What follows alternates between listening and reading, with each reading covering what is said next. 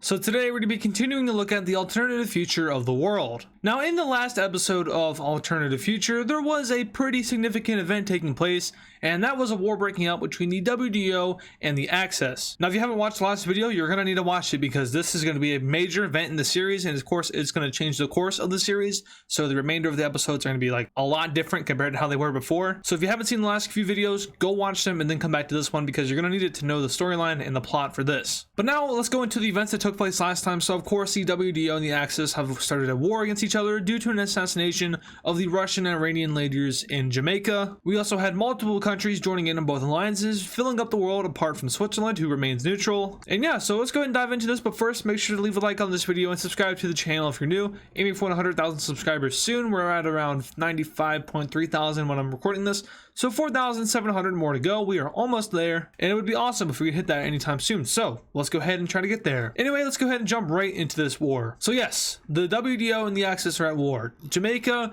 has just witnessed the death of 2 world leaders and Axis world leaders at that, but war has broken out. Let's go ahead and see where the conflicts are taking place. First off, in Central America, which is a pretty newly drawn up area. Before it was the Central American Union, which got disbanded, and now we're left with something that looks like this, with Costa Rica and Panama as well as Guatemala receiving independence, and then we have the rest being under the Axis control.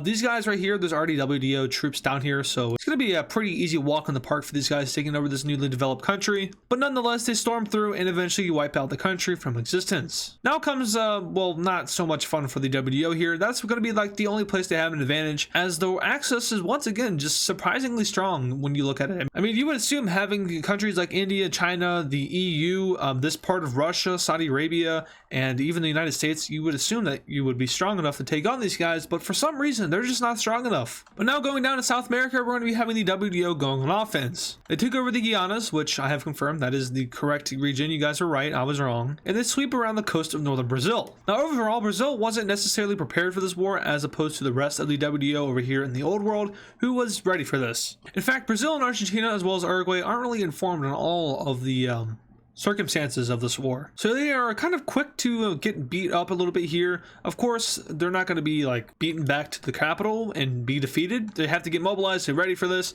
but right now Brazil is getting their army ready and are soon going to go to the front lines and fight off Colombia. As for Argentina and Chile, this is a little bit more skirmishy. There aren't necessarily any major advances on either side, but we do have Chile kind of poking out right here over towards where Buenos Aires is. Whereas, you know, we have Argentina also sending troops over here to try to get to Santiago. So it's just going to be a big battle right here between the two. Now over to Europe, where we have, well, not so great stuff happening for the WDO. First and foremost, we already have troops over here in this part of Turkey due to the recent invasion of Turkey in the last video. So these troops are going to continue course and invade the rest of Turkey. Sweeping through the country and along the northern coast, they manage to take over Istanbul, and this is going to cause Turkey to surrender. From here, they start to leak into Europe and into Greece and Bulgaria. And now the Axis has once again started their invasion of Europe. The whole Red Front thing, yep, that's right, Russia versus Russia. This time Russia has the advantage. Uncalled for strength, and just somehow they're winning this war and they're outlasting the other Russians and they're just doing it better. This is kind of concerning for the WDO. But the Eastern Russians do storm through Western Russia, and now they're kind of threatening major cities like Moscow, which is on the brink of being captured, and then of course St. Petersburg. Countries like Finland, the Baltics, Belarus, and Ukraine are kind of sounding the alarm like, hey, we need some help over here, guys. Do any of our major allies want to help us out? And they're just kind of like, hey, we're fighting our own war here. Now the WDO is going to have a pretty nice advantage over here in Oceania because all they have to do is worry about Indonesia, which I almost called Papua New Guinea because I didn't see the line right here. But yeah, Indonesia, they decided to join the Axis in the last video, and honestly, it's probably not the best suit for them because they're going to get pretty much destroyed here by Australia, who has been massively developing their army, navy, and air force. I mean, Australia is a pretty strong country in this timeline. They're one of the major powers. So they make a couple of landings along a couple of islands and do some killing and do some invading and do some annexing. They take over all of the New Guinea Island and make even more landings all across Oceania. We see the Philippines and Malaysia take out the rest of Borneo, and Siam and Malaysia take out this island over here, which I should probably learn the name of because these are major islands. Soon all that is left is the island of Java. Landings are made and Indonesia is taken out of the war pretty quickly. Now of course this wouldn't actually like happen this quickly. This would take months to occur, and it's just kind of skipping ahead to get this region out of the way because there's a much larger front line to worry about, and that front line, of course, is the front line between India, China, and Russia. But before we get to that, let's go down to Africa, where the WDO once again is going to get slaughtered. They don't really have that many advantages in this war aside from the Americas and Oceania, so I mean, yeah, the Axis is once again just going to have its way. The Congo, which was just decimated by the Axis a couple videos ago, is not rebuilt yet. It is still suffering from the war, and they are wiped out almost immediately. From here, Nigeria does manage to hold a stand, but honestly, it's just way too much access, and they discover something pretty interesting about the equipment that the Axis is using here, but unfortunately they aren't able to get anything out as the Axis cuts off all of Nigeria's communication via satellite, and they are unable to send any messages or do anything. Up here in Algeria and Tunisia, we do have the WDO doing a little bit of damage against the Axis. They go into Libya and take over their capital Tripoli, and from here they focus around the Mediterranean coast, where they do have the advantage due to the Mediterranean Navy. But Africa is going to go pretty quickly here. Now let's go ahead and go over to Arabia, where there's also some major developments taking place. We have Israel invading into Egypt, no surpriser there, but what is surprising is Iran invading into Saudi Arabia and doing extremely well. Now Iran is one of the leaders of the Axis alliance. Of course, Russia also leads it. There is another member, but we'll get to that in a second. But Iran is pretty much sweeping through northern Saudi Arabia here. They go into northern Israel and start to threaten Jerusalem. They then cut off Israel from Saudi Arabia, and Israel is forced to take, actually Israelistan, don't get mad at me Palestinians. I forgot it was called Israelistan, okay? But they're forced to take all their troops out of Egypt and defend their home turf, which they do pretty well. From here, the Kurdistanis and the Iranians, they focus in on northern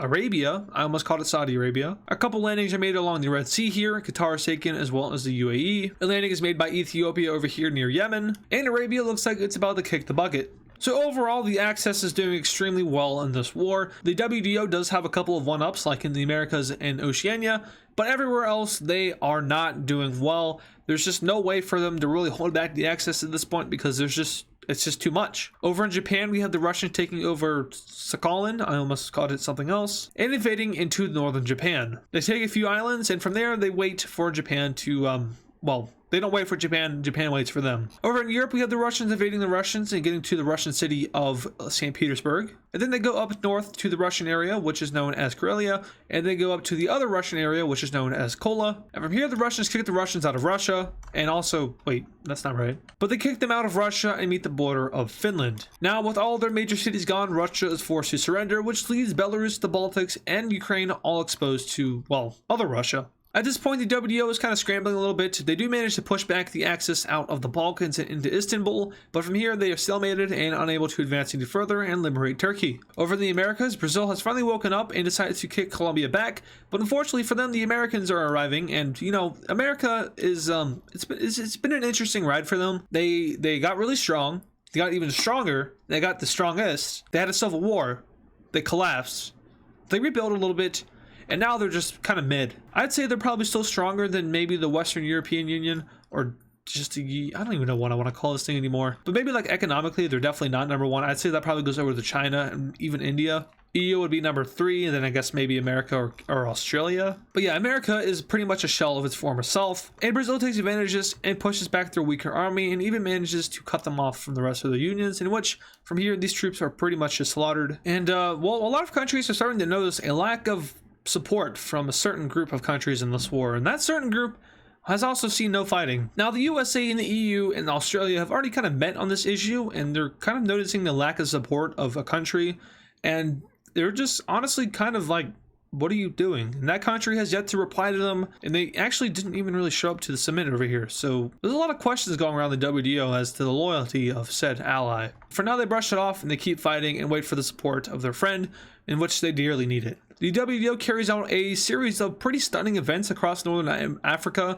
They wipe out a lot of northern African armies and kind of put a surprise up for the Axis, who didn't expect them to be able to do this. The surrender of Libya and Egypt, and of course Israel is going to be able to push back now with the help of the Americans and the Europeans. And overall, it looks like the WDO has finally woken up. They even managed to push back the Russians a tad bit over here in the Eastern European area. They've head off the Brazilians in the South American continent. I mean, the Arabians are probably screwed, but elsewhere, where they've held off the Axis. We now see the United States push into Brazil and expand their front line even further, going back to the territory which they once claimed at the beginning of the war. They sweep across the northern Guianas, and Brazil looks like it might not be doing so hot in this war. We see the Europeans push back Russia even further out of St. Petersburg and even separating them away from the Karelia area. This area is then liberated, and the Axis is now starting to get folded. Now, how exactly did the WDO go from getting, like, destroyed to doing the destroying? Well, one could say that the United States awoken its inner military self. We all know the United States loves war.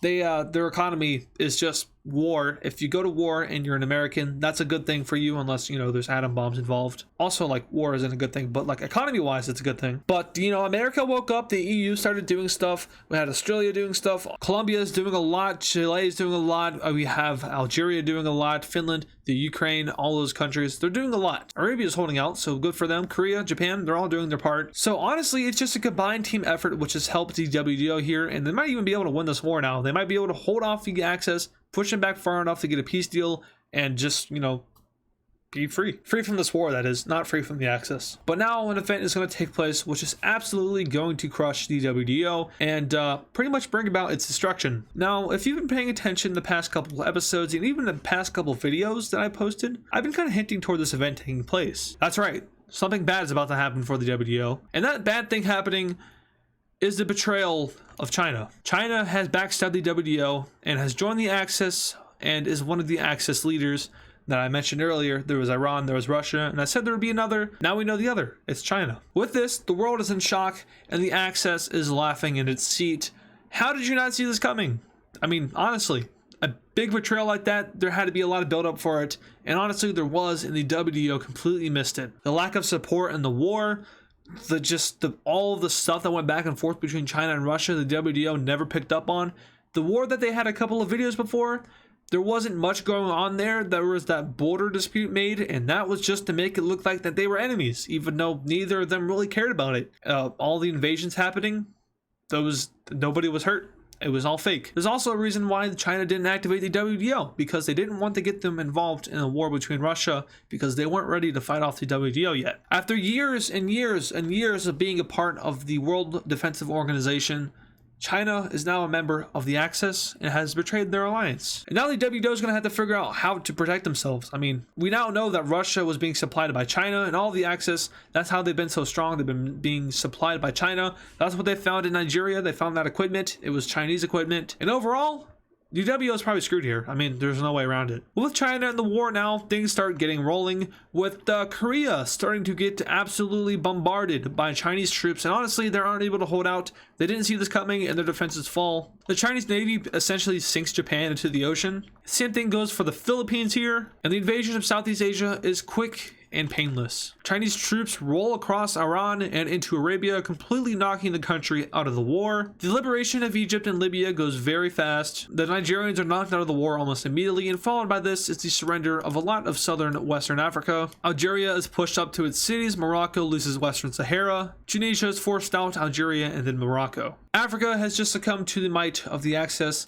and now we're left with basically Europe and North America. But there's also been one kind of interesting development over here, where India and Tibet have not been invaded at all. Well, turns out China wasn't the only one doing the betraying. India, as well as Tibet, is now a part of the Axis. This is going to completely destroy the WDO, as now they really don't know what to do. I mean, India was one of their strongest assets. China was also one of the strongest assets, if not the strongest. So now what? You lost your biggest economical part, as well as your military part. You also lost your second biggest economical and military part. You're just left with the old shell of the USA and the European Union. In the coming days, we have countries like Bangladesh being completely rolled over. The invasion of Eastern Europe is quick, and a lot of countries start to fall. All of Indonesia is reliberated, and following this is a large-scale invasion of Australia. We have the Colombians and Americans retreating out of Brazil, which kind of leads to the death of Chile. Unfortunately, they just kind of left them defenseless. We see Hawaii get captured, we see Alaska starting to get invaded, and all but death awaits the WDO. A couple of weeks or maybe even days later, we have Scandinavia following, Denmark following,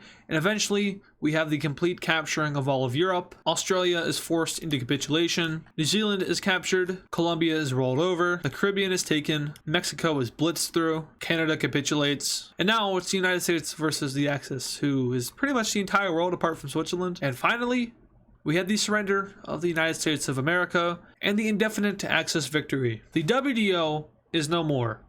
It is gone, it is extinct, and its idea will never ever show its face again. All of the major leading countries, the United States, the EU, and Australia, have been invaded and occupied and are no longer in existence. Government officials all across the WDO are assassinated and killed, and a new world order is underway. A world order led by Russia, China, and India, as well as countries all across the world, including Brazil, including Egypt, including South Africa, and so many more. It's the end of the WDO and the end of this video. If you did enjoy it, make sure to leave a like on it and subscribe to the channel if you're new. I would highly suggest doing all those things, because if this video gets enough support, I will make the next video. And well, I'll make it soon. I mean, of course I'm going to make it, but the more support this video gets, the less amount of time you have to wait to see this peace treaty, see how the world looks, and see the next video of Alternative Future. So once again, if you enjoyed it, make sure to leave a like, subscribe to the channel, leave a comment with your input, share the video, all those fun support things. If you want to see the outcome of this peace treaty and the outcome of the WDO, the access, and so much more, show some support. Mostly because we're trying to get to 100k, but also because I kind of want to see how bad you guys want to see the next video. Anyway, thank you guys for watching, and I will see you guys in the next one.